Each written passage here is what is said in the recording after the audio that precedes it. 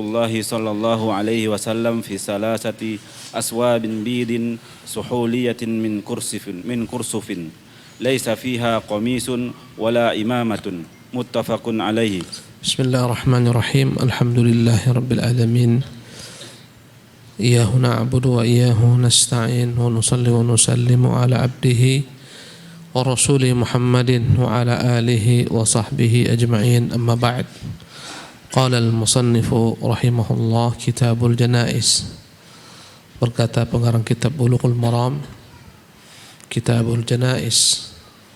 An Aisyah radhiyallahu anha, dari Aisyah semoga Allah meridhoinya, qalat, beliau berkata, kuffina Rasulullah sallallahu alaihi wasallam fi thalathati athwabin bidin suhuliyatin min kursufin laysa fiha qamisun wala imamatun muttafaqun alaihi.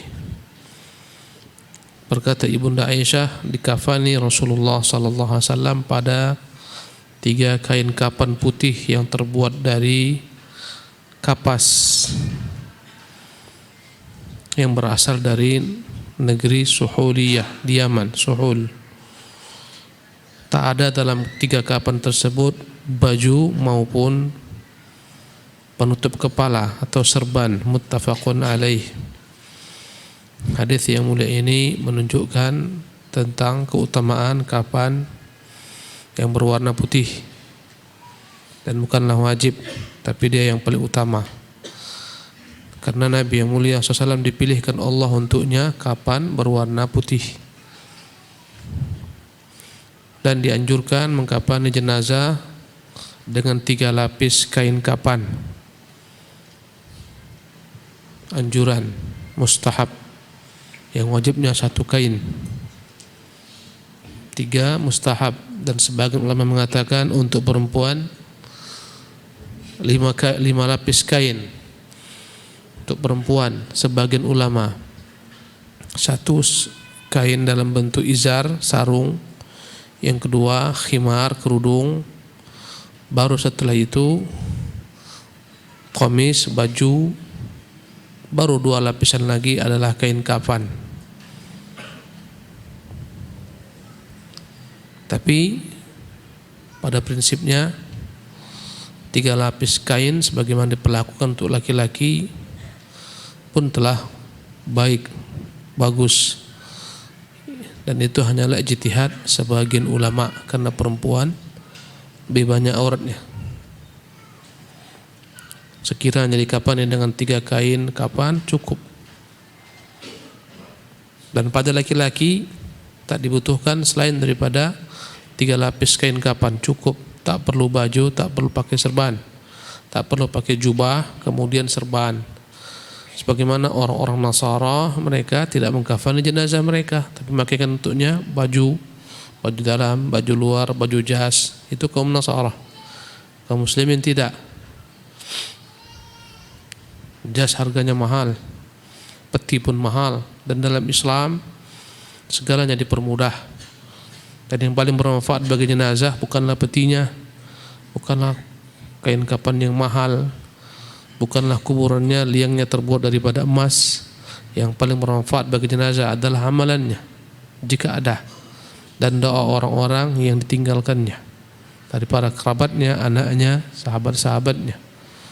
Itu yang bermanfaat.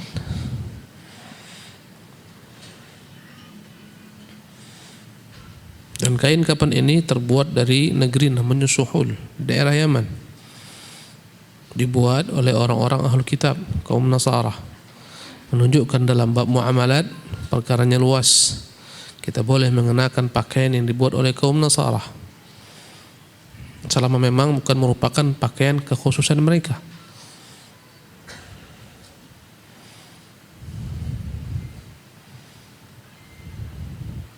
Naam. قال وعن ابن عمر رضي الله عنهما قال لما توفي عبد الله بن أبي جاء ابنه إلى رسول الله صلى الله عليه وسلم فقال أعطني قميصك أكفنه فيه فأعطاه إياه متفق عليه.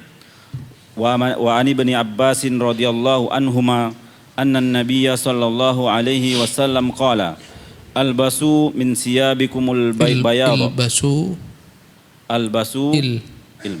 البسوا من ثيابكم البياض فإنها من خير ثيابكم وكفنوا فيها موتاكم رواه الخمسة إلا النسائي وصححه الترمذي.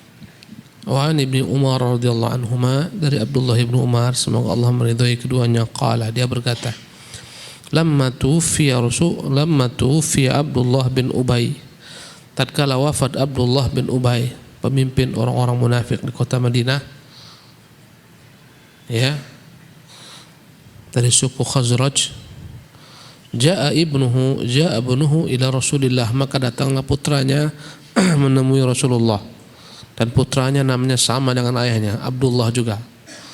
Jadi Abdullah bin Abdullah bin Ubay bin Salul. Ayahnya namanya Abdullah, putranya namanya Abdullah. Putranya orang mukmin sejati, saleh, takwa, bertakwa, ayahnya pemimpin munafik. Yukhrijul hayya minal mayyiti, kata Allah, di antara bentuk kuasaan Allah, Allah mengeluarkan yang hidup yaitu beriman, orang beriman, minal mayyit, dari yang mati yaitu orang kafir. Sebagaimana dikeluarkan Abdullah bin Ubay bin Salul daripada ayahnya Abdullah bin Ubay bin Salul. Sebagaimana dikeluarkannya Ibrahim dari ayahnya Azar. Datanglah dia menemui Rasulullah SAW, faqala, dan dia berkata, a'tini qamisaka, wahai Rasulullah, mohon berikanlah kepada saya bajumu, ukaffinuhu fihi, agar kukafankan dengan baju tersebut ayahku padanya. Tujuannya adalah semoga kain tersebut yang dipakai Nabi dapat memberikan keberkahan untuk ayahnya, dan dia berharap kepada Allah agar memberikan keberkahan, kebaikan kepada ayahnya. Ukaffinhu fihi, agar kukafani dia padanya. Dan ini menunjukkan bolehnya memakai baju sebagai kain kapan. Sebagaimana pula pakaian ihram yang dipakai orang yang jatuh dalam hajinya, kemudian dikebumikan dengan pakaian ihramnya yang dia pakai. Fa'atahu iyahu, maka Nabi pun memberikan kepada Abdullah putranya ini, dan dipakaikan kepada ayahnya Abdullah bin Ubay. Muttafaqun alaih. Mengapa Rasulullah SAW memberikan pakaiannya kepada pemimpin orang munafik ini? Ya. Pertama, kata para ulama, karena sebagai bentuk balas budi. Apa rupanya balas budinya? Ketika terjadi perang Badar, pamannya Nabi Abbas tertawan karena Abbas dipaksa keluar oleh kaum musyrikin, sehingga dia ikut berperang bersama kaum musyrikin dan dia tertawan oleh kaum muslimin. Dan Nabi melarang kaum muslimin menyakiti pamannya karena pamannya dipaksa. Dalam keadaan tertawan, pakaiannya tak ada.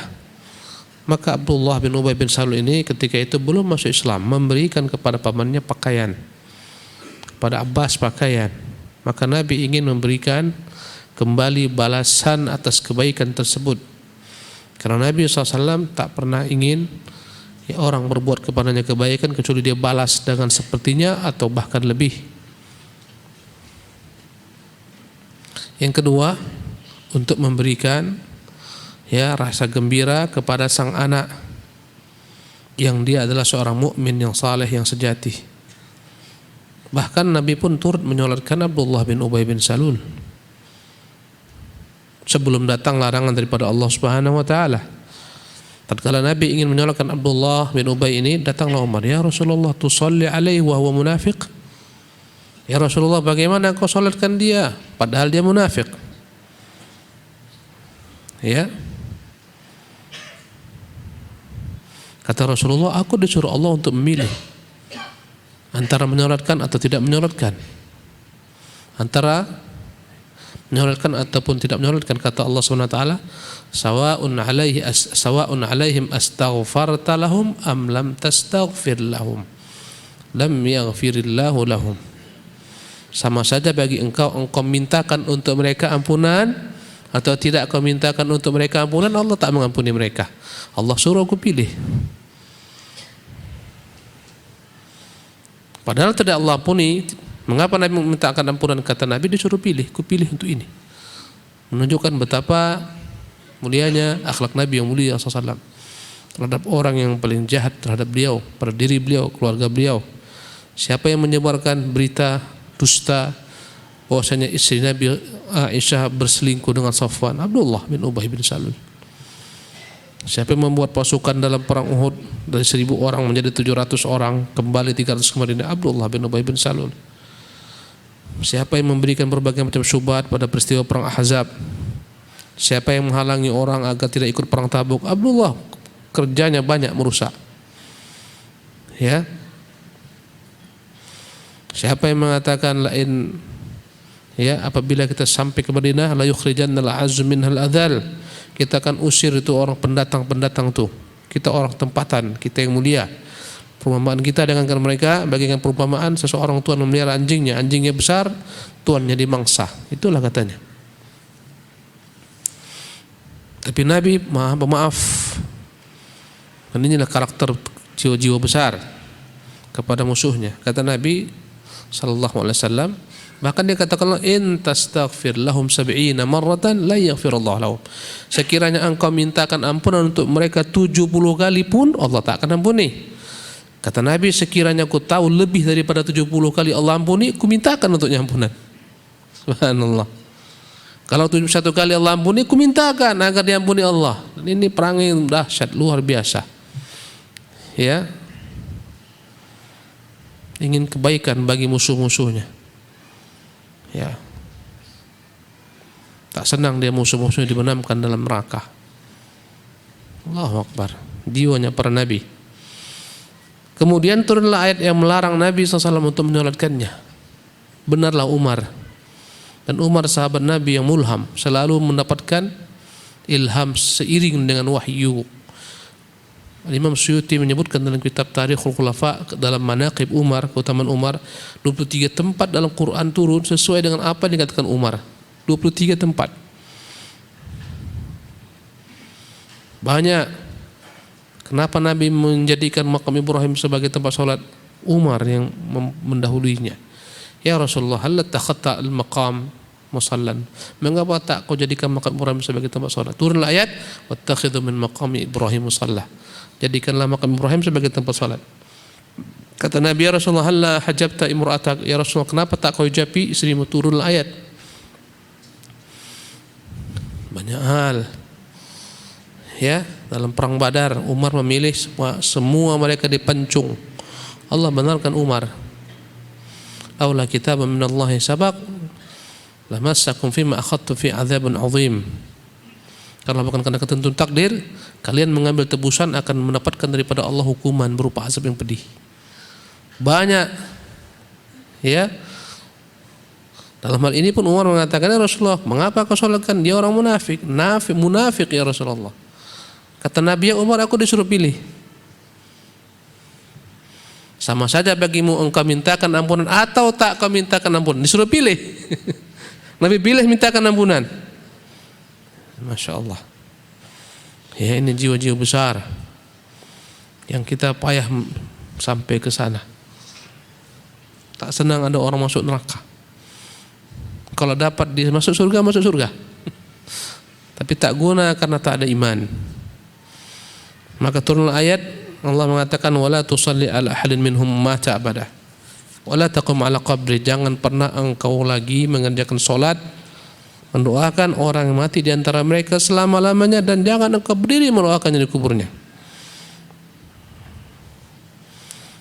Nah, setelah itu Nabi tak pernah lagi menyolatkan orang-orang munafik.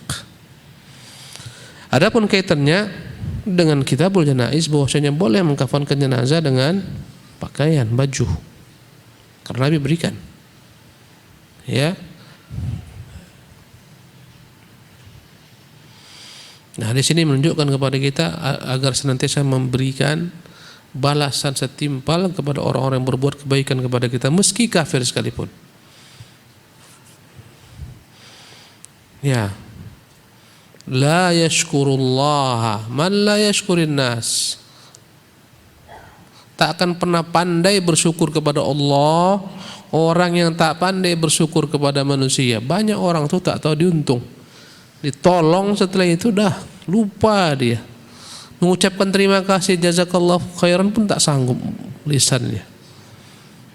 Banyak orang-orang seperti ini. Yang tak pandai bersyukur kepada manusia, bagaimana pandai bersyukur kepada Allah Jalla wa'ala.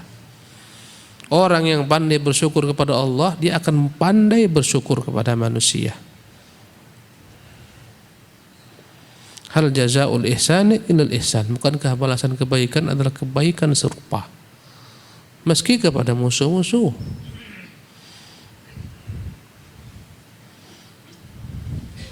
Dalam beberapa riwayat Bukhari dikatakan dia dimasukkan ke dalam lahat, tapi ya terlambat Rasulullah memberikan pakaian, maka disuruh keluarkan lagi, dipakaikan, kemudian dikuburkan. Dan ini menunjukkan kepada kita pentingnya tauhid. Tak berguna ya seseorang apapun baginya berupa keberkahan dari Nabi jika dia tidak memiliki iman. Nabi itu berkah loh, tubuhnya berkah. Apapun yang bersentuhan dengan dia berkah, tapi tak guna ketika orang tak punya iman. Ya, kan yang memusuhi Nabi Abdullah bin Ubay, paman Nabi Abu Talib menjadi bumper Nabi SAW, perisai Nabi dari serangan kaum Quraisy.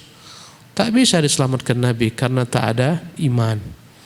Menunjukkan betapa mahalnya nilai iman. Kemudian pada hadis berikutnya, hadis Ibnu Abbas, dari Ibnu Abbas radhiyallahu anhuma, bahwasanya Nabi SAW bersabda, ilbasu min thiyabikumul bayadha, pakailah pakaian kalian itu yang berwarna putih. Fa innaha min khairi thiyabikum, sesungguhnya pakaian putihlah sebaik-baik pakaian kalian. Nabi SAW menyenangi pakaian putih dan menganjurkan memakai pakaian putih, dan pakaian putih adalah sebaik-baik pakaian.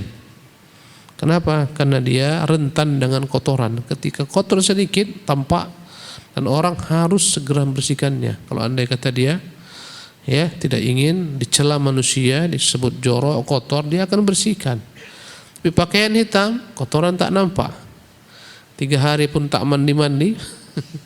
Kalau pakai pakaian hitam aman-aman aja, nampaknya seminggu pun dia bawa kemana-mana tak nampak. Ya, tapi putih. Dan itulah Rasulullah SAW mengutamakan pakaian putih untuk orang-orang hidup. Fa innaha min khairi thiyabikum, biarlah sebaik-baik pakaian kalian. Dan kata-kata sebaik-baik menunjukkan selainnya baik, tapi yang paling baik putih. Menunjukkan yang lain boleh, lebih utama putih. Wa kaffinu fiha mautakum, dan kafankanlah dengan kain putih tersebut orang-orang yang meninggal dari kalian. Dan hadis ini menunjukkan anjuran mengkafani jenazah dengan kain putih. Sekarang kita mumpung masih hidup, pakailah baju corak-corak indah-indah. Nanti kok sudah mati dicabut semua keindahan pakaian tuh. Pakai list sini, pakai list cantik. Mati cabut semua, tak pakai kantong. Kapan tuh tak ada kantong, tak pakai lengan, tak pakai. Ya. Potong aja persegi 4, letakkan jenazah. 3 lapis. 1, 2, 3. Tutupkan kanan, kiri, kanan, kiri, kanan, kiri, dah digulung. Bawa jenazah ke kuburan. Sampai kuburan dibuka, diurai apanya? Tali yang mikatnya. Ya. Dan jenazah itu berproses 3 hari 4 hari selesai, gembung perutnya pecah. Subhanallah. Kawan-kawan yang tinggal di negeri kaum kufar yang membakar jenazah mereka mengatakan kadang-kadang ketika dibakar itu supaya tak meletus perut itu, mereka ambil linggis, mereka cucuk. Subhanallah. Itu orang kafir tuh. Maka diurai. Gimana tubuh kita setelah 3 hari kematian? Tahulah kita. Allahumma arhamna ya Rabb. Semoga Allah merahmati kita. Amin. Nampak aja ganteng-ganteng gagah sekarang, mati selesai. 3 hari 4 hari pecah tuh perut, keluar belatung. Dan rahmat Allah SWT, Allah berikan kita ya kenikmatan dikubur dalam tanah yang menyimpan jasad kita. Tak nampak orang, tak dimakan binatang buas, mulia, tersimpan. Subhanallah. Alhamdulillah. Nah, tafadhal. قال وعن جابر رضي الله عنه قال قال رسول الله صلى الله عليه وسلم إذا كفن أحدكم أخاه فليحسن كفنه رواه مسلم. Nah, Wan Jabirin radhiyallahu anhu, dari Jabir semoga Allah meridhoinya, dia berkata, qala Rasulullah sallallahu alaihi wasallam, bersabda Rasulullah sallallahu alaihi wasallam, idza kaffana ahadukum akhah, jika salah seorang kalian mengkafani saudaranya, falyuhassin kafanah, hendaklah dia mencarikan kain kapan yang bagus. Rawahu Muslim. Dapat yang baru. Tak mengapa. Bagus tak berarti harus mahal-mahal.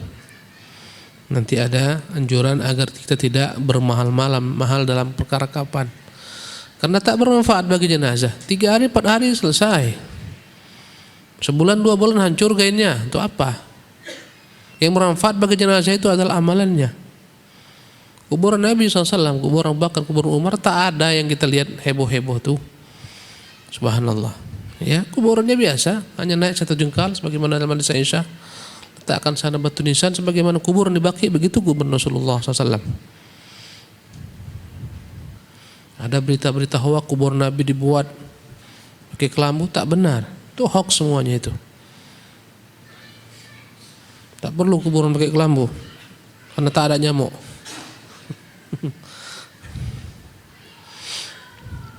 Maka tak mengapa dipilihkan baginya kain kapan yang baik. Dan kain kapan itu dibeli dari harta peninggalan yang meninggal ini. Wajib diambil daripada hartanya. Ya. Tapi apabila ada yang mau memberikan donasi, tak mengapa. Ada yang menanggung kain kafannya, penguburannya, sebagaimana yang terjadi di sebagian tempat, tak mengapa, baik-baik saja. Tak ada, maka wajib dari hartanya diambil. Hartanya tak ada daripada kewajiban harta kerabatnya yang wajib untuk membelikan kafannya. Mereka adalah ahli warisnya. Ya.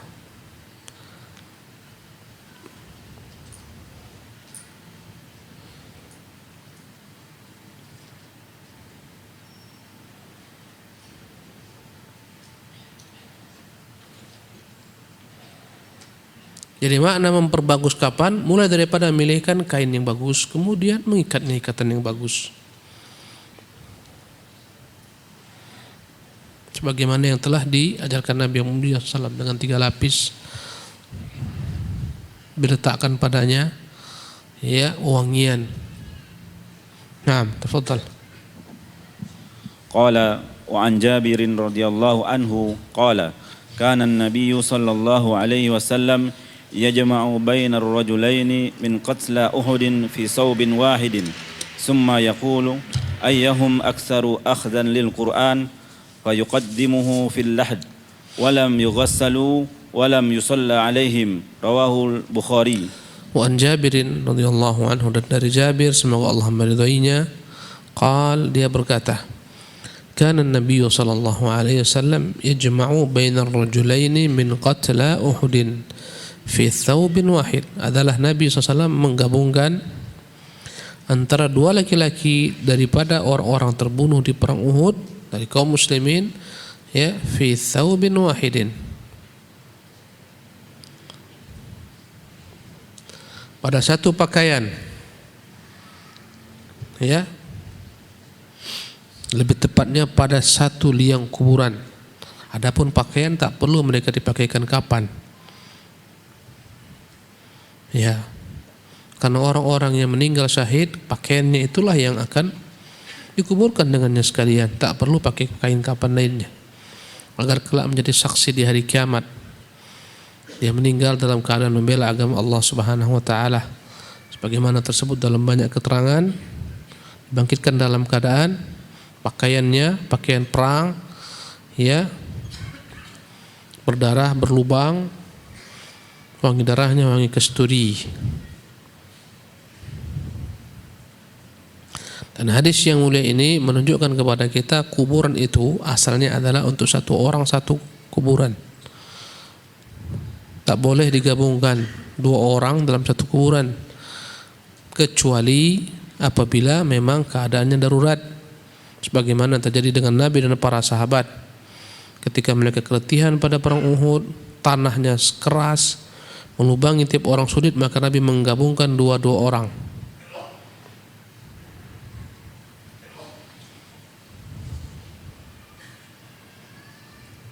Ya,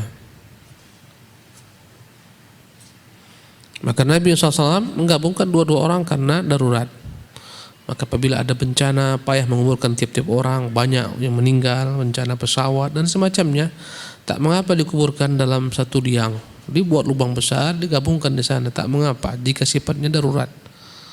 Kalau tak darurat tak boleh. Kemudian jika kuburnya telah lama, dianggap telah hilang jenazah, telah menjadi hancur dengan tanah, tak mengapa dikuburkan di kuburan itu orang lain. Ya, kuburan bagi jenazah adalah rumah bagi orang yang hidup. Itu rumah mereka.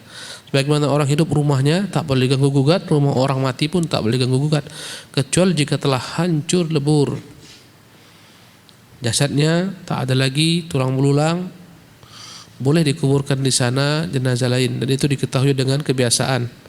Dan orang-orang mengetahui berapa tahun akan menjadi tulang belulang, dikuburkan di sana yang lain. Kalau tidak tak boleh. Kalau masih tubuhnya masih ada dan seterusnya, tak boleh. Kemudian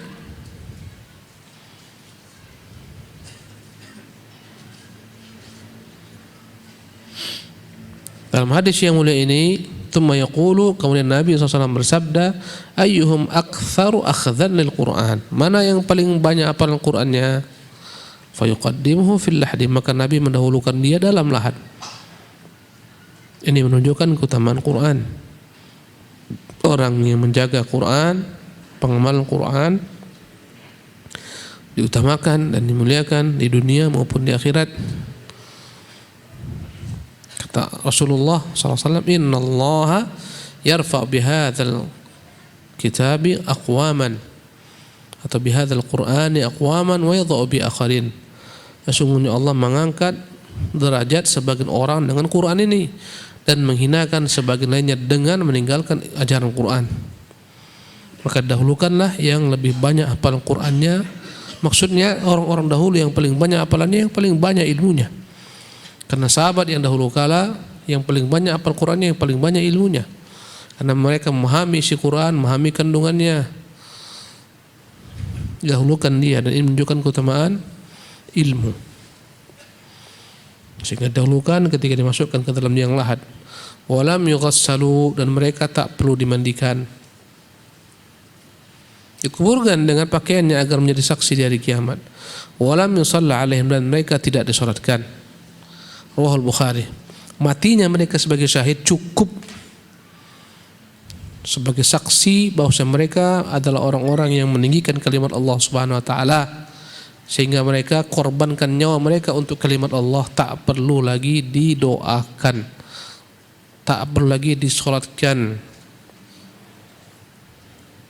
Bahkan orang-orang yang mati syahid ini akan aman daripada fitnah kubur. Subhanallah. Orang yang mati syahid tak diuji dalam kuburnya, tak perlu lagi ujian. Kenapa? Dianggap sukses. Yang diuji itu adalah orang-orang yang masih dipertanyakan. Adapun orang-orang mati syahid sukses, tak perlu diuji, tak perlu tanya man rabbuk, man nabiyuka, ma dinuka. Kata Nabi, kafa bi bariqatis sayfi fitnah, cukuplah kilatan pedang yang menunjukkan keimanan mereka sebagai ujian mereka ketika hidup di dunia. Ketika meninggal di alam barzakh tak perlu lagi diuji. Ini keutamaan orang-orang yang mati syahid, yaitu orang-orang yang mati dalam berperang melawan musuh-musuh Allah Subhanahu wa taala, orang kufar, atau kaum muslimin yang berperang melawan al-bughat, para pemberontak. Mati, maka matinya mati syahid. Baik pemberontakan daripada kaum Khawarij yang menentang pada pemerintah kaum muslimin, ya, ataupun orang-orang kafir, tetap. Dan para ulama sebagian memasukkan ke dalam syahid adalah orang-orang yang terbunuh karena negara membela hartanya, dirinya, keluarganya. Mereka syahid. Sebagian memasukkan dalam syahid adalah orang yang mati karena tenggelam, karena penyakit perut, karena terbakar, karena tertimpa, terjepit, dan banyak lain-lainnya. Tapi semua syahid tersebut tetap dimandikan. Yang tak dimandikan hanyalah yang syahid dalam keadaan berperang di jalan Allah Subhanahu wa taala. Dan hanya mereka yang terlepas daripada fitnah kubur. Selain mereka yang dianggap syahid tetap ditanya dan diuji.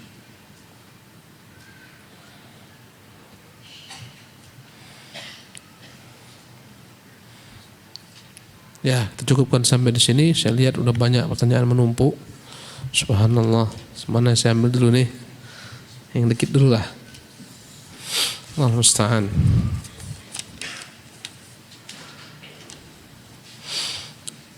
Semoga Ustadz dan keluarga dan kita semua selalu dalam lindungan Allah. Amin ya Allah.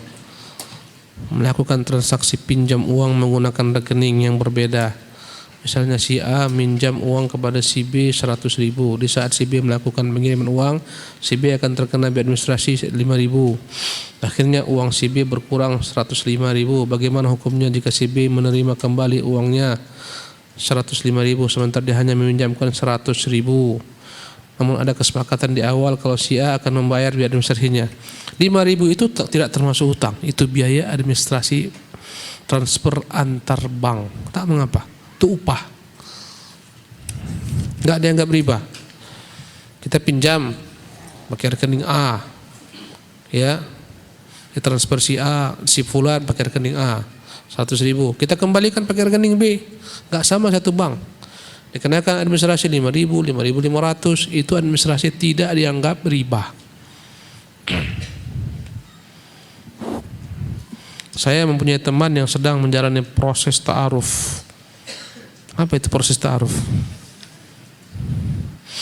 Kemudian orang tua calonnya teman saya ini bertanya kepada saya tentang sifat-sifat teman saya ini. Pertanyaannya, bolehkah saya menjelaskan kekurangan-kekurangan teman saya ini? Ya, atau saya jelaskan sifat-sifat yang baik-baik. Sebutkan kekurangan-kekurangannya. Sebutkan pula kebaikan-kebaikannya. Jika dia minta hal-hal yang negatif saja, sebutkan negatifnya. Dan ini tak tergolong ghibah, dan ini adalah bagian daripada ta'awunu 'alal birri wat taqwa. Hendaklah saling tolong-menolong dalam perkara-perkara kebaikan dan takwa. Nabi yang mulia SAW datang seorang perempuan mengadu, "Ya Rasulullah, ada dua laki-laki yang meminangku. Satu namanya Abu Jaham, yang kedua namanya Muawiyah. Yang mana satu mau ku penuhi ya Rasulullah?" Ya, kata Nabi SAW, "Amma Muawiyah fasa'lukun la mala lahu." Muawiyah itu bokek, tak punya harta. Ini menunjukkan dalam pernikahan juga butuh harta. Jangan modalnya nekat, aku pokoknya nekat. Uang kau ada? Tak ada, pokoknya nekat. Butuhlah harta. Ya. Tawakal kepada Allah, iya, tapi berikhtiar. Kata Nabi, Muawiyah sa'lukun, tak ada uang, tak ada hartanya itu. Apa diberikannya kepadamu? Wa amma Abu Jaham, adapun Abu Jaham jarang-jarang pecutnya itu istirahat. La yadhu asahu an atiqih. Jarang pecut tongkatnya itu jarang istirahat. Maksudnya apa? Dia mau memukul istrinya. Walakin ingkahi Usamah, nikahilah Usamah. Maka Nabi tidak disebut berghibah ini. Kau terangkan. Yang ku tahu orang itu Pak, pelit Pak orangnya. Katakan terus terang. Kenapa? Berkali-kali aku makan bakso, aku aja bayari dia. Pak, ayah uangnya keluar, bilang aja. Sebutkan apa yang kau ketahui. Tak usah simpan-simpan. Sebutkan terus. Apalagi kau tahu dia tak baik. Pak, tahu salah Pak, kenapa? Bahaya. Nanti banyak utang kemana-mana tak bayar dia. Anak bapak dicari-cari orang nanti. Katakan. Jika jenazah menggunakan gigi emas, apakah harus dibuka? Bolehkah memotong kuku atau rambut jenazah? Tak boleh memotong kuku dan rambut, biarkan. Apakah masih ada sekarang gigi emas? Itu aja dulu jawab. Nanti saya jawab, kalau ada saya jawab. Ustadz tolong sampaikan kepada pengurus supaya disegerakan toilet akhwat di atas, kasihan istri-istri, ya, kasihan istri ana sedang hamil, naik turun tangga, nanti mau minta lip ya. Insyaallah antum berdoa supaya Allah mudahkan proses perbaikan masjid, kamar mandi semua. Tapi antum support lah, bantu juga lah masjid kita ini. Banyak kali permintaan antum, tak bayar ngaji lagi. Bantu-bantu, dah tanya kepada pengurus apa yang bisa aku bantu. Ya, ini masjid kita bersama loh. Ya, insyaallah dengarkan oleh pengurus itu.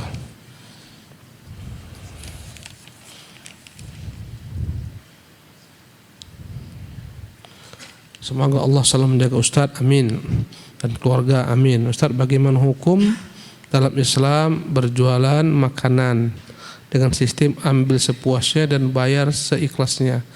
Apakah dibolehkan seperti ini, Ustadz? Tak mengapa. Kan antara dan minkum, syarat jual beli adalah sama-sama rela, antara dan minkum. Ya, illa tijaratan antara dan minkum, kecuali perdagangan yang kalian sama-sama rela. Ya, silakan Pak ambil sepuasnya, bayar sekian, tak mengapa. Ya, kadang-kadang bahkan bayar setengahnya, tak mengapa. Sebagian tempat dimurahkan. Di mana-mana 10.000 nasi dia 5.000. Ya, tak mengapa. Apakah anak yang saleh dari orang munafik tidak bermanfaat baginya ketika dia meninggal dunia? Jika kemunafikannya munafik besar, nifaqun akbar, yang dia tak beriman dengan Islam, luarnya saja pura-pura Islam, tak berguna sama sekali doa anaknya. Adapun kemunafikan amali, nifaq amali, yang tidak membuat dia keluar daripada Islam, seperti orang yang selalu berdusta, berkhianat dalam janji, ini munafik juga, tapi munafik amali ini tidak dikafirkan, bisa didoakan, bermanfaat baginya doa anak-anaknya. Semoga Allah memberkahi umur antum dan kami semua, amin. Waktu zuhur sekarang masuk sekitar jam 12:20 dan saya baru bisa keluar kantor jam 13 kecuali hari Jumat. Bagaimana hukum tidak dapat sholat di awal waktu karena hal tersebut ke tempat kantor? Tak mengapa.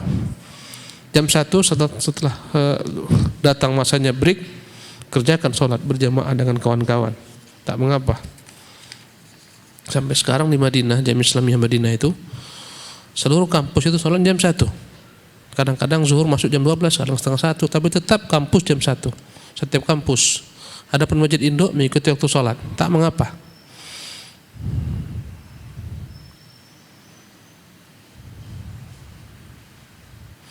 Jika jenazah dimasukkan ke dalam liang kubur, yang mana lebih utama? Tali ikatan dibuka atau dibiarkan? Dibuka. Tak diurai, dibuka saja tadinya. Supaya ketika misalnya qadar Allah, misalnya dia menggembung, terbuka. Azan.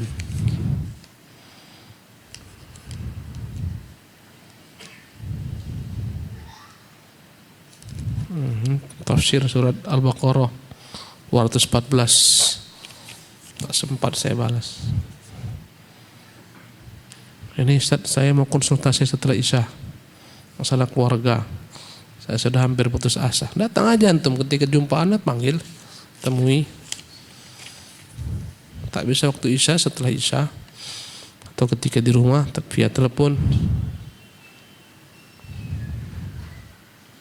Ya, ini untuk simpan, tak bisa lagi kita jawab. InsyaAllah bila-bila masa. Assalamualaikum warahmatullahi wabarakatuh.